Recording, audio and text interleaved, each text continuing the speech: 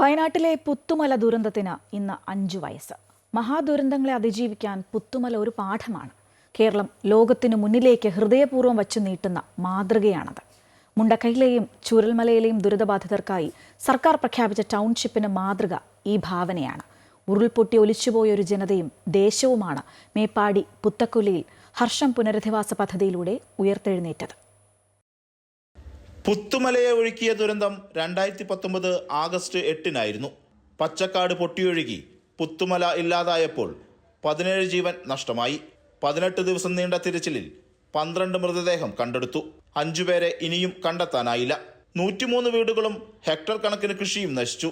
ദുരന്തത്തിന്റെ 5ാം വാർഷികത്തിൽ അതിജീവന കഥയായി പുത്തുമലയിൽ നിന്നും മാറ്റിപ്പാർപ്പിച്ച കുടുംബങ്ങൾ നമ്മുടെ മുന്നിൽ പുഞ്ചിരി തൂകി നിൽക്കുന്നു.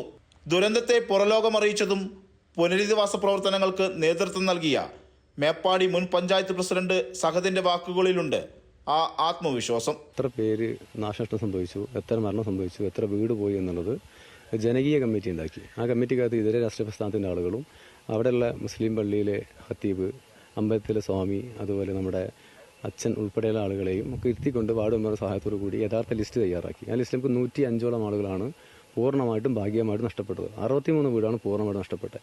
ഇവിടെ നമുക്ക് 7 ഏക്കർ ഭൂമി മാതൃഭൂമിയുടെ സഹായത്തോട് തരികയും 6ഓളം വരുന്ന സംഘടനകൾ വീട് വെച്ച് തന്നു. 4 ലക്ഷം റുപ്യ സർക്കാരിൻ്റെ ലൈഫിൽ ഉപയോഗിച്ചിട്ടും 4 ലക്ഷം റുപ്യ സ്പോൺസർമാരുടെ വക, അങ്ങനെ 8 ലക്ഷം റുപ്യക്കാണ് ഒരു വീട് ഇവിടെ പ്ലാൻ ചെയ്തിട്ടുള്ളത്. ദുരന്തത്തിൽ വീട് നഷ്ടമായവരുടെ കണക്ക് സർക്കാർ ശേഖരിച്ചിരുന്നു. ഒരൊറ്റയാളും ഒഴിവായില്ലെന്ന് ഉറപ്പാക്കാൻ മേപ്പാടി പഞ്ചായത്ത് ഭരണസമിതി നടപടി സ്വീകരിച്ചു.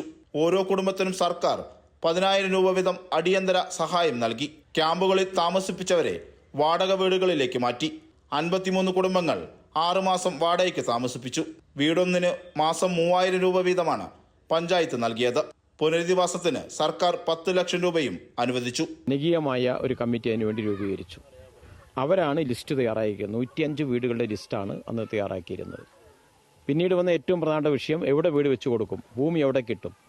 ഭൂമിയുമായി അന്വേഷിച്ച് അതപ്പം ആ സന്ദർഭത്തിലാണ് മാതൃഭൂമി സ്ഥലം വാങ്ങിത്തരാം എന്ന വാഗ്ദാനം നൽകുകയും അവരത് പറഞ്ഞ വാഗ്ദാനം കൃത്യമായി പാലിക്കുകയും നിറവേറ്റുകയും ചെയ്തതിൻ്റെ ഫലമായിട്ട് 7 ഏക്കർ സ്ഥലം പൂത്തക്കൊല്ലിയിൽ വാങ്ങാൻ വേണ്ടി കഴിഞ്ഞു.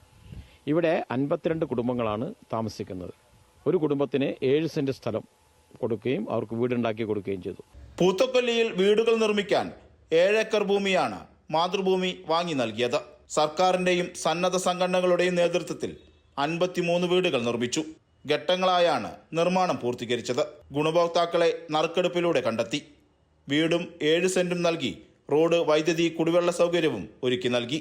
പുനരധിവാസ കേന്ദ്രത്തിലേക്ക് വരാൻ താല്പര്യപ്പെടാതിരുന്ന 50 കുടുംബങ്ങൾക്ക് 10 ലക്ഷം രൂപയും സർക്കാർ അനുവദിച്ചു. ചിന്നിച്ചിതറി ജീവിക്കാൻ അനുവദിക്കാതെ മറ്റൊരു പുത്തുമല ഒരുക്കി നൽകിയതിൽ ഗുണഭോക്താക്കളും ഇന്ന് സന്തോഷത്തിലാണ്. ഇപ്പോൾ ഈ 52 വീടിൻ്റെയും ഉമ്മറത്തേക്ക് ഈ റോഡുകൾ എത്തുന്നുണ്ട്. എവിടെയും ആർക്ക് വേണമെങ്കിലും റോഡിലൂടെ സഞ്ചരിക്കാം. അതിൽ പിന്നെ രാജ്യസഭ MP ആയിട്ടുള്ള ഇളമരക്കരിവിൻ്റെ ഒരു 1,40,00,000 രൂപ അനുവദിച്ചു. അതുകൊണ്ടാണ് ഈ റോഡുകളെല്ലാം നിർമ്മിച്ചിട്ടുണ്ട്. അതുകൊണ്ട് തന്നെ ഞങ്ങളിപ്പോൾ ഈ കാര്യത്തിലുള്ള സംതൃപ്തരാണ്. യാതൊരു പ്രയാസങ്ങളൊന്നും ഇപ്പോൾ ഇന്ന് ഞങ്ങൾക്കില്ല. ഞങ്ങളെല്ലാവരും ഈ ഒരുമിച്ച് അവിടെ ആ പ്രദേശത്ത് താമസിച്ചിരുന്ന ഞങ്ങളെല്ലാവരും തന്നെ ഒത്തൊരുമിച്ച് ഇവിടെ താമസിക്കുമ്പോൾ ഉണ്ടാകുന്ന ഒരു സന്തോഷം ഞങ്ങൾക്ക് ഇതിലുണ്ടായിട്ടുണ്ട്. മുണ്ടക്കൈയിലെ പുനരധിവാസം ചർച്ചയാകുമ്പോൾ ഈ സമയവും കടന്നുപോകും.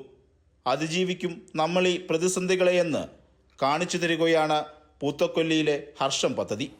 പുത്തുമലയിലെ ദുരന്തത്തിലകപ്പെട്ട കുടുംബങ്ങൾക്ക് പുനരധിവാസ പദ്ധതി ഒരുക്കാൻ സർക്കാരിന് സാധിച്ചു. മേപ്പാടി പൂത്തക്കൊല്ലിയിലാണ് വിവിധ സന്നദ്ധ സംഘടനകളുടെ സഹകരണത്തോടെ സർക്കാർ 52 കുടുംബങ്ങൾക്ക് വീട് ഒരുക്കിയത്. ക്യാമറമാൻ അമർജിത് കൽപ്പറ്റയ്ക്കൊപ്പം രതീഷ് കുഞ്ചത്തൂർ, അമൃത ന്യൂസ്.